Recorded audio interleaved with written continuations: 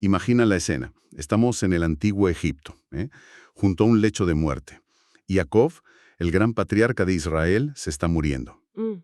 Su hijo favorito, Yosef, al que creyó muerto durante décadas y que ahora es, bueno, el segundo al mando de todo el imperio, está ahí con él. Y con sus hijos. Y con sus hijos, exacto, nacidos y criados en Egipto.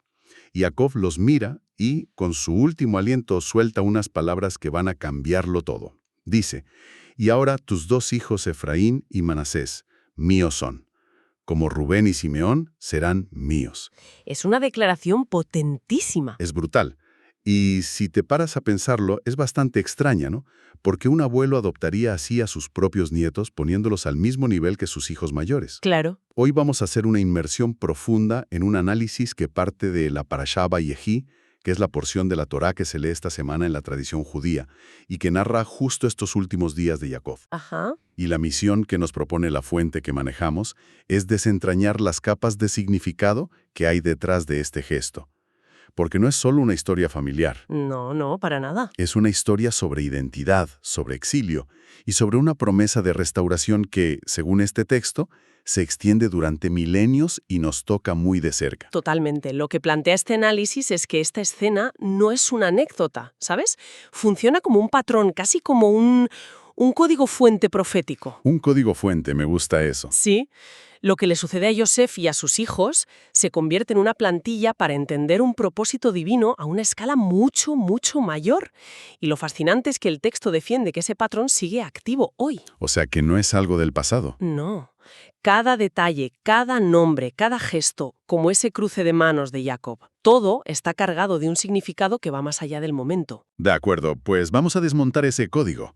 La fuente insiste mucho para empezar en la doble identidad de Yosef. Por un lado es el hijo de Jacob, el pastor, el soñador. El de la túnica de colores. Ese. Y por otro es Sovnat Paneah, el virrey de Egipto, un hombre de Estado. ¿Por qué es tan importante esta dualidad para el argumento? Es que es el eje de todo. Yosef vive en Mitzrayim, que es Egipto en hebreo. Pero lo que a menudo se nos escapa es que la raíz de la palabra Mitzrayim, Metzar, ¿Cómo has dicho, Metzar? sí, Metzar, significa limitaciones, estrecheces, angustia. Así que, aunque él está en la cima del poder mundano, el texto nos sugiere que, desde una perspectiva espiritual, se encuentra en un lugar de limitación, Vaya, alejado de su herencia y de su familia. eso le da una vuelta de tuerca increíble. No es solo un expatriado con éxito.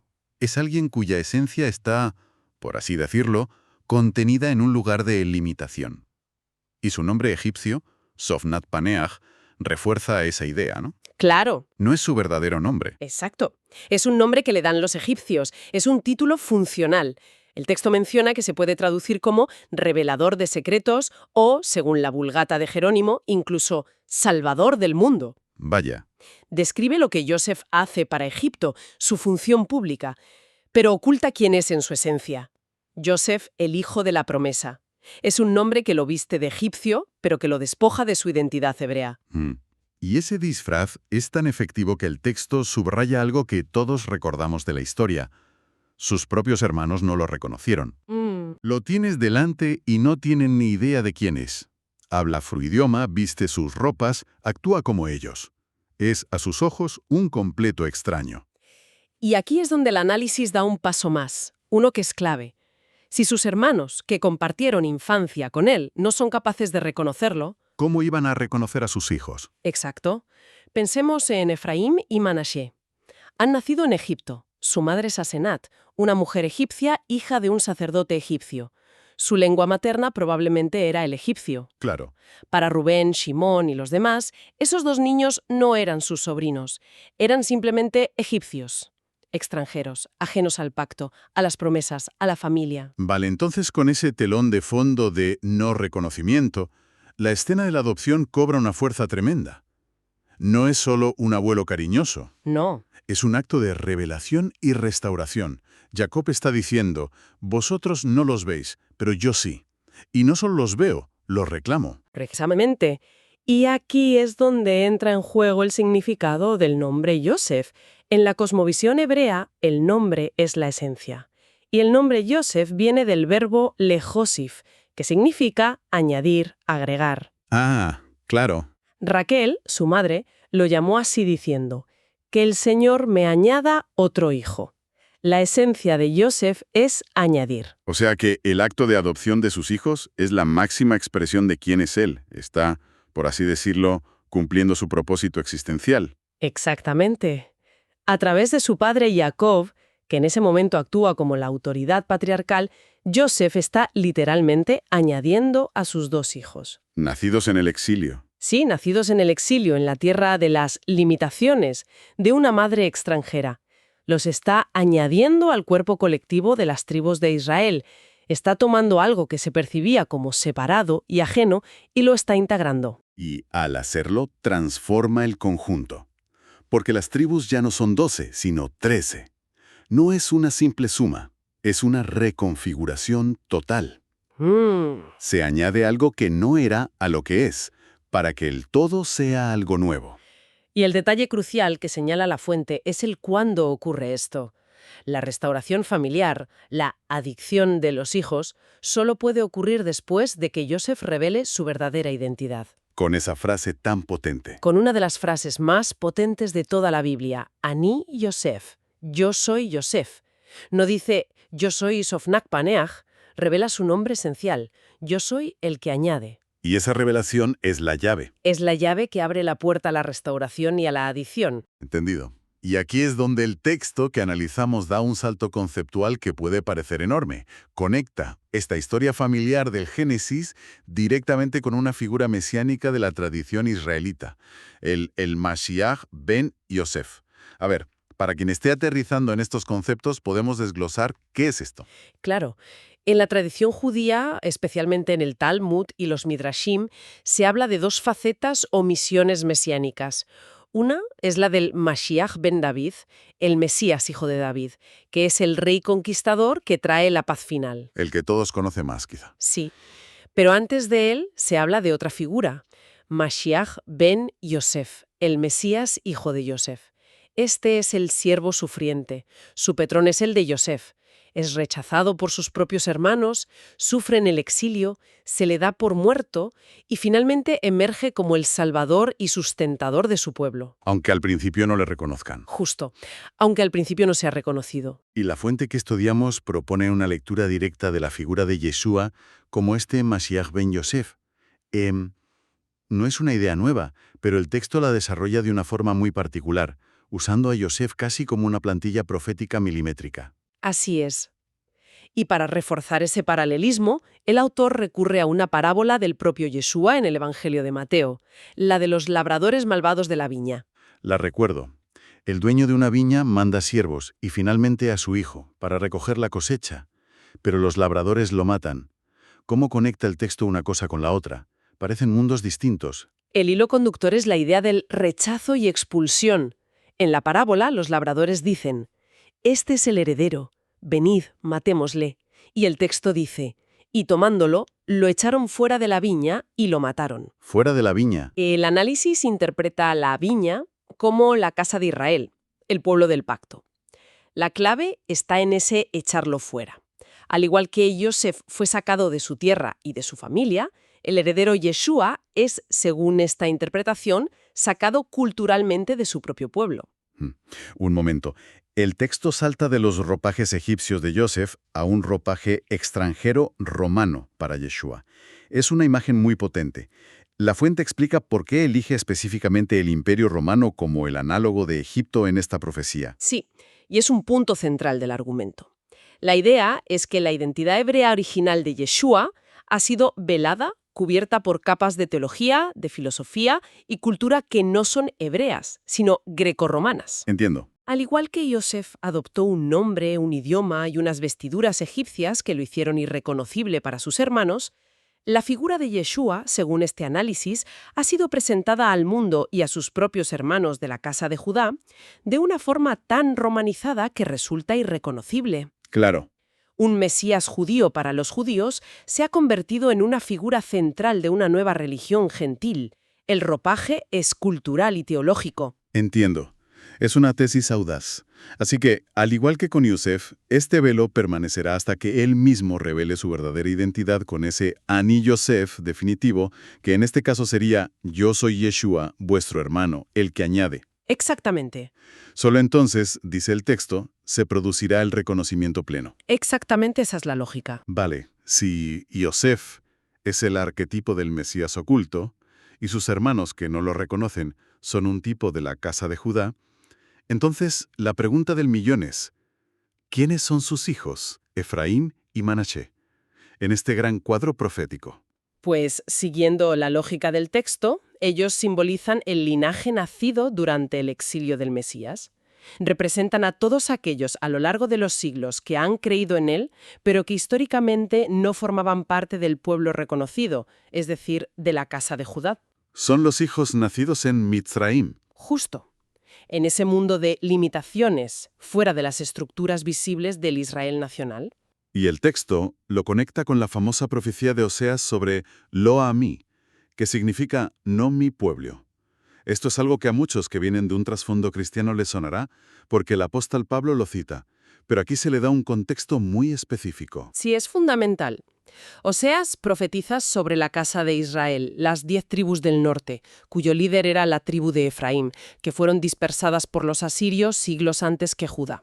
A ellos se les dice, vosotros sois lo a mí, no sois mi pueblo. Pero la profecía no acaba ahí, ¿verdad? No, no, promete que en el mismo lugar donde se les dijo eso, un día se les dirá, sois hijos del Dios viviente. Efraín y Manasés son, en esta lectura, el prototipo de este pueblo que parece extranjero, que ha sido llamado no pueblo, pero que está destinado a ser añadido de nuevo a la familia. Con esto en mente, volvemos a la escena del lecho de muerte de Jacob, y su extraño gesto de cruzar las manos cobra de repente todo el sentido del mundo. Todo el sentido. Yosef, como buen hijo, le presenta a los niños en el orden correcto. Manasé, el mayor, a la derecha de Jacob para recibir la bendición principal. Efraín, el menor, a su izquierda. Lo lógico. Pero Jacob, que está casi ciego, cruza las manos deliberadamente. Pone su mano derecha, la de la primogenitura, sobre la cabeza del hijo menor, Efraín. Y cuando Joseph intente corregirle pensando que es un error de un anciano senil, Jacob le dice, lo sé, hijo mío, lo sé. O sea que lo que parece un despiste es en realidad un acto profético de primer orden. Un acto profético que define el futuro, porque profetiza que Efraín, el menor, será más grande que su hermano y que su descendencia se convertirá en una multitud de naciones. La expresión hebrea es Melo Hagoyim. ¿Qué significa exactamente? Se traduce literalmente como la plenitud de los gentiles o la plenitud de las naciones. Y esto no es un hecho aislado. Siglos más tarde, el profeta Jeremías cita a Dios diciendo de forma chocante, Efraín es mi primogénito. A pesar de no serlo biológicamente. Claro. O sea que se le otorga proféticamente el estatus de primogénito. Correcto. Y según el texto que analizamos, esto establece el liderazgo de Efraín en el tiempo de la redención final. La casa de Israel dispersa esa multitud de naciones que ahora, en nuestros días, está despertando y regresando a sus raíces hebreas. ¿Se identifica con Efraín? Se identifica y se reúne bajo el estandarte de Efraín. La bendición cruzada de Jacob no fue un error, fue el trazado de un mapa profético para los últimos tiempos. El análisis concluye de una forma muy directa, casi abrupta, con la frase «ahora nosotros», situando toda esta teología milenaria en nuestro presente. ¿Cuál es la implicación práctica de todo esto para quien lee este texto hoy? La implicación es que no estamos simplemente leyendo historia antigua o especulando sobre el futuro. La tesis de la fuente es que estamos viviendo en medio del cumplimiento de estas promesas. O sea que es algo actual. Es algo que está sucediendo ahora. El restablecimiento de la casa de Efraín, también llamada Casa de Israel, no es algo que vaya a pasar. Se describe como un privilegio inmenso ser parte de esta generación, pero también como una responsabilidad enorme. ¿Y en qué consiste esa responsabilidad? Porque suena a que podría interpretarse de muchas maneras. Uno podría pensar que hay que ir a tocar a la puerta de la casa de Judá y decir, oye, que estamos aquí, que somos nosotros. Es interesante que lo plantees así, porque el texto dice específicamente que la responsabilidad no es esa, no consiste en luchar por ser reconocidos, en exigir una validación externa. La analogía vuelve una y otra vez a Efraín y Manasé. A ver. ¿Qué hicieron ellos para ser adoptados por Jacob? Absolutamente nada. No presentaron credenciales, no argumentaron su caso, simplemente estaban allí, de pie, presentados por su padre, Yosef. A ver si lo he entendido bien. El papel de este linaje que está regresando es, como dice el texto, simplemente permanecer en aquel que los ha engendrado, que en este paralelismo es el Mashiach ben Yosef. Ujú. La identidad y la legitimidad no dependen de que un tercero te la reconozca, sino de tu conexión directa con el Padre. Exactamente. La fuente es muy clara en esto. La aceptación y el reconocimiento plenos no son fruto de un esfuerzo humano, sino que vendrán en el momento oportuno, orquestado desde arriba. Entiendo. La imagen que pinta el texto es que llegará el día en que el Padre Celestial, por así decirlo, le preguntará al Mesías por los hijos que le nacieron durante su exilio, y entonces Él nos presentará. Solo en ese momento, según esta interpretación, seremos plenamente añadidos y reconocidos como hijos del Altísimo, Cerrando el círculo. cerrando el círculo que comenzó con 2 niños asombrados junto a una cama en la tierra de Mizraim. En resumen, lo que empieza como una escena casi de telenovela familiar, el abuelo en el lecho de muerte, el hijo perdido reencontrado, los nietos extranjeros, resulta ser, según este análisis, el código fuente para toda una teología de la restauración. Sí, es una pasada. El simple acto de añadir a 2 niños se convierte en el modelo para la restauración de millones de personas que durante siglos se sintieron ajenas a la familia. Lo que es fascinante aquí, como idea subyacente, es que la identidad puede ser ocultada por la cultura, por el lenguaje, por el tiempo, incluso por la religión organizada, pero nunca se pierde por completo. La esencia permanece. La esencia permanece latente, esperando el momento de la revelación para ser reconocida primero por uno mismo y finalmente por los demás. Es, en el fondo, una historia sobre la restauración de la memoria colectiva. Y para darle una última vuelta, el texto menciona de pasada un detalle que me ha dejado pensando. Habla de la famosa túnica de colores de Joseph, la que le regaló su padre, y que provocó la envidia de sus hermanos. Ajá. Dice que la palabra hebrea para colores o piezas, que es pas, viene de una raíz, pasas, que puede significar dispersión o desaparición, Qué curioso. que significa que aquello que te señala como especial, esa túnica que te distingue del resto, pueda ser precisamente la causa de tu exilio, de tu dispersión y de que seas profundamente incomprendido por los tuyos. Ahí lo dejo.